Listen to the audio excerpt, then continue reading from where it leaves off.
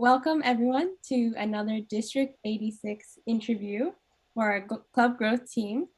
Thank you for joining us today on a very interesting topic for our members. We've invited well-established and experienced Toastmasters today to join us for this interview. And today's topic is, how does Toastmasters fit in the corporate world? I'd love to invite our interviewees to introduce themselves. If Jayapriya, could you go first? Good evening, good morning, Stephanie and viewers. I'm serving as a Toastmaster since 2013 for the fraternity. I have been an ExCom officer for 5 times and an area director, division director, accomplished the DTM title twice, and currently serving as club retention chair for District 86. Thank you so much, Jayapriya, and thank you for joining us today. We really appreciate your experience and expertise. And Amparo Cifuentes, please introduce yourselves to our viewers. Yes, hello. Thank you so much. It's a pleasure to be here. A pleasure to be invited to share my experience. I've been a Toastmaster since 2010, so already 11 years. And I have been a member of 2 corporate clubs, one of the clubs for 11 years, the other for 10 years. I'm a distinguished Toastmaster as well. I've been area director, which in the past was called area governor. And I've have all the club officer roles that exist, the 7 club officer roles in my clubs. And so I come with the experience of being a member in corporate clubs for quite a long time. Thank you so much, Amparo. We greatly appreciate your vast expertise today. Let's get started right away. We have a lot of viewers that are Toastmasters from all sorts of different levels. So I think an appropriate first question would be, what is the difference between a community and a corporate club? And Amparo, would you like to start first? Yes, absolutely. I actually am a member of community clubs as well, so I can tell you from the perspective of being a member of both types of clubs.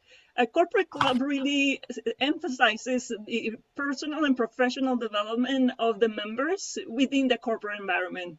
So it makes emphasis on the presentation skills, especially, and different from the community clubs because we are usually limited in time. There are usually clubs that run during lunchtime, so we have 1 hour to run the entire program of doing a presentation and having the evaluation, the feedback, and also the impromptu speaking. It is a format that leaves very little time or very limited time to do socializing or building outside of the club. So it is something that we make an emphasis on, is you go into what we call a training session rather than a club meeting. And we go to work on developing those skills specifically. And sometimes the clubs, of course, organize social activities outside. That is mostly around the training. We want to call it a training session more than a club meeting. Back to you, Stephanie. Yes, absolutely, Amparo. There is quite a distinct difference. And of course, we need to consider speaking in the corporate language, as you touched on. And Jayapriya, would you like to add on to that? Apart from the socializing, one more important factor for corporate clubs is only the employees can be enrolled as members of that. The community club is something open for all walks of group and not only constrained for the employees, it's for students as well, it is open. However, when we are chartering a corporate club, we restrict it, only the employees can enroll as part of it. This is because it's affiliated to that particular company. And the additional advantages of having a corporate club inside is learning and development. This really helps the members.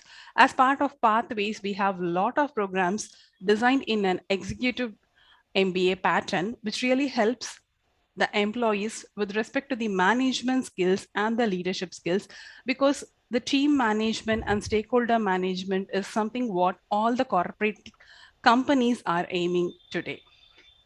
So over to you, Stephanie. Absolutely. Thank you, Jayapriya. That actually branches into my next question, which is, how does Toastmasters fit in the corporate world or the workplace setting? Can you give some examples of what roles in Toastmasters can help with specific qualities or skills in the workplace for a member? Maybe Jayapriya, could you add on to that? When we are looking into the 7 officer roles which we start as a president, as a vice president education, this is like a complete executive setup. And this really helps a corporate club member or an employee to learn the team management. Normally, for example, if there is a software engineer, the team management skills, they will not be much used up to. On the other hand, if they are signing up as an XCOM officer, they learn it right from the beginning level. How to coordinate a team. How do I schedule and send out an agenda? How do I interact? And one of the main challenge I have always faced is as I work as a senior project manager in an IT company, I have always felt whenever we talk to a team member to go and approach another team member to initiate a task, they have this hesitation. How do I break the ice and start the conversation? This challenge I'm seeing even people who have the master's degree as well. They clear the interview, but how do I go and ask a doubt from other team member? But when they are part of Toastmasters, they are able to break all these problems very easily because we have the weekly meetings where we interact, we get the introduction from the members, and we are also used up with the evaluation techniques. With members across all the team, we are meeting in corporate club. It's not confined to one particular team alone. So this is the way I see signing up for the roles and XCOM roles really help the corporate club members in building up their career. Absolutely. That practice in the Toastmasters setting will affect their professional experience as well in a beneficial way. And Amparo, would you like to add anything to that? Yes, absolutely. Time management, I believe, is one of the great skills that we learn to develop pretty fast because, as I mentioned, we have the constrained time. And also, of course, meeting management. Some people don't create agendas before their meetings. This is something that we learn certainly very well in our Toastmaster sessions. We follow an agenda, it's very well structured, and people get used to do that and transfer those skills into their business meetings as well, which is very and extremely important. The other one is to be able to convey their ideas and articulate themselves in a succinct and direct manner, which is important in every business setting, from meetings that you have when you want to make a point across, when you're selling an idea, when you're making a presentation, especially in front of external clients or internal stakeholders who are very important, to have the ability to express yourself clearly, concisely, in an engaging manner. All those are skills that you transfer from the experience in the training session with Toastmasters to the real life in the business session out there in the corporation. Yes, those are such valuable points. And we can see the value of Toastmasters in corporate clubs. So we've discussed the difference between community and corporate clubs. How does Toastmasters fit in the corporate world and how it can help our workplace experience?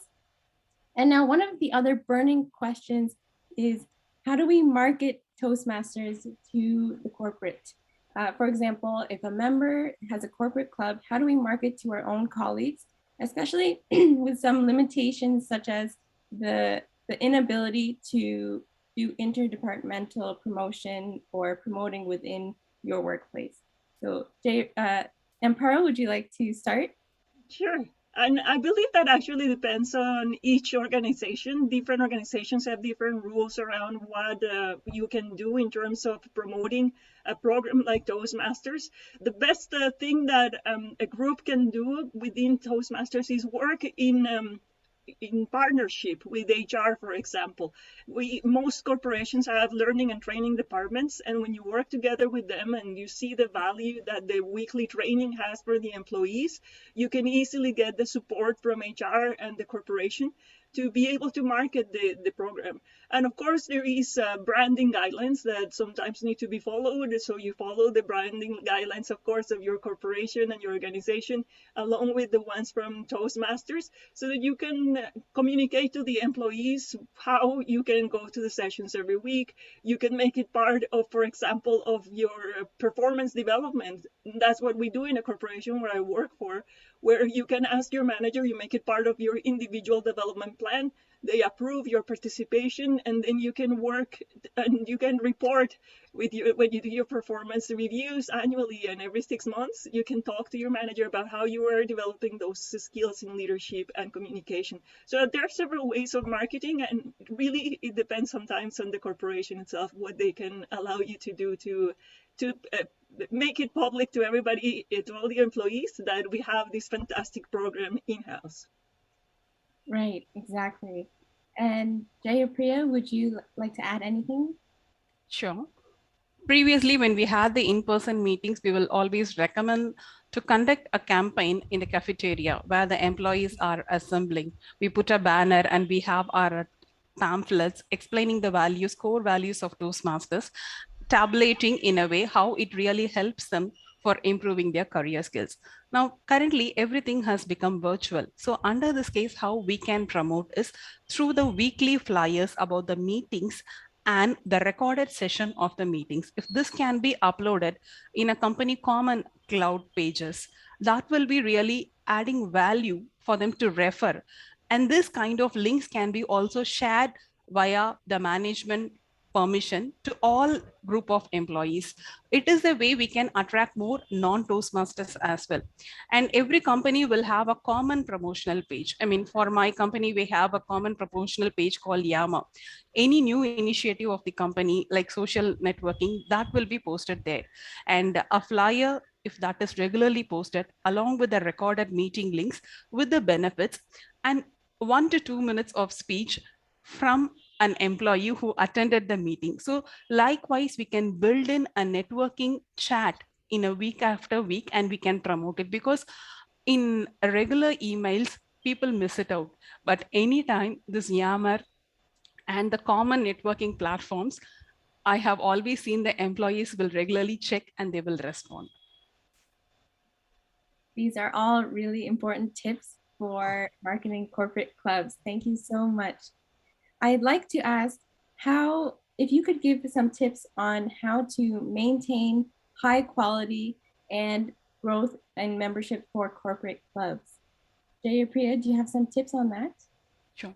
I have been VP education for a corporate club, and one of the main challenge we always face in corporate clubs is sometimes if the employees are having any meeting, they will not be able to commit for the roles. In that cases, we need to be always very well prepared with plan A and plan B, because the quality of the meeting is highly depending if we are not canceling the meeting. So we ensure that the ExCom members are very clear with the project objectives and they have the speeches prepared. And also, for a corporate club, it's always recommended to plan the 1 month agenda. Which person is having a meeting and who is not having meeting, and the town hall meetings and important management meetings. Based upon the calendar, if we can schedule, we will be able to get the complete attention of the members who are signing up for the role play. And also, when we are conducting these meetings, inviting the top management to that will add more value, because when the top managements are being regularly attending, automatically the employees, when they are coming up with a choosing the theme of the meeting, when they are doing the roles, they completely adhere to the project objectives and the Toastmaster guidelines. This will really help us in improvising every week after week. This is one idea we have been following as part of the corporate proceedings, which I have been working out. Mhm. Those are great tips. Consistency is very important in all clubs. And Amparo, would you like to add more tips to that? Yes, Jayapriya touched on very good points, and I believe that one of the biggest challenges that we have in corporate clubs is the nature of the changing nature of business, right? Sometimes people leave the organization, there are headcount restructures. Sometimes just the workload alone makes it very difficult for people to attend regularly.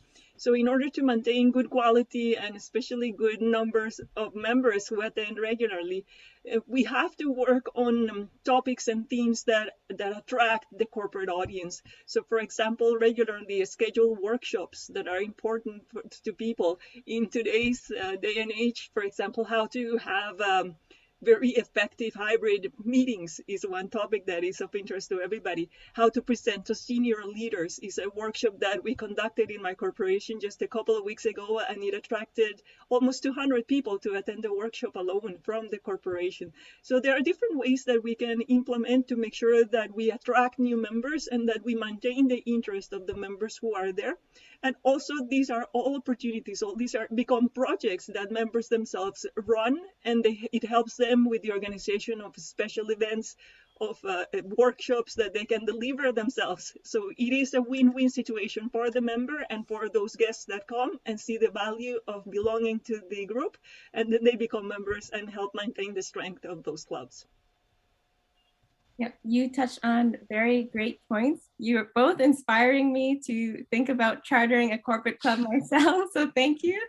And I'm going to add a last question. For a member who's interested in chartering a corporate club or is thinking about it, how it could fit maybe in their corporate, do you have any last advice or motivational advice for them, Amparo?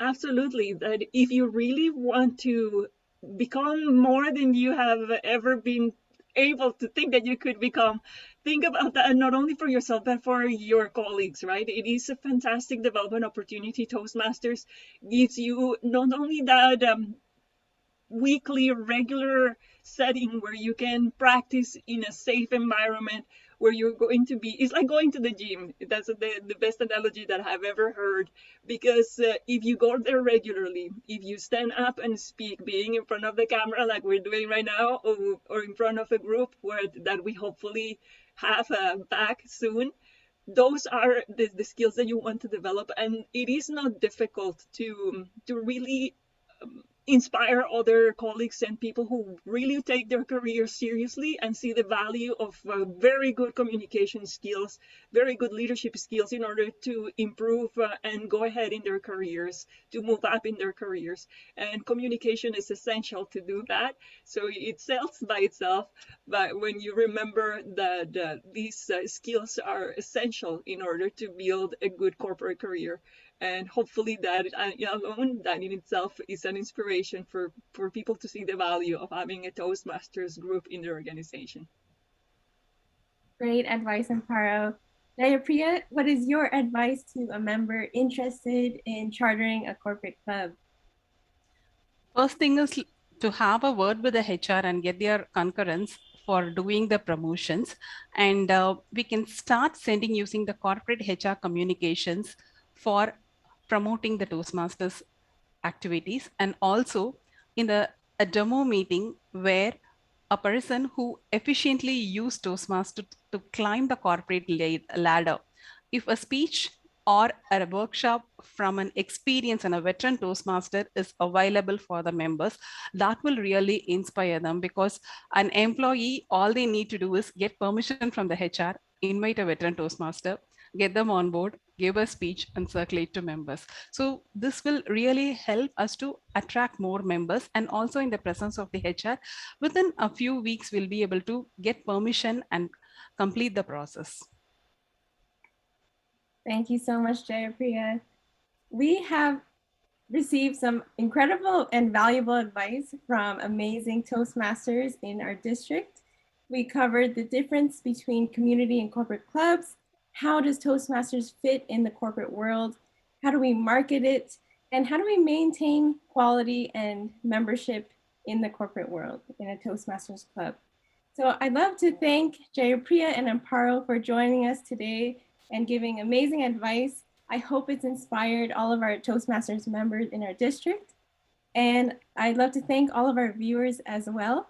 And I'm looking forward to our next interview for District 86. Thank you again, everyone. Thank you, Stephanie. It was a pleasure to be here. Thank you.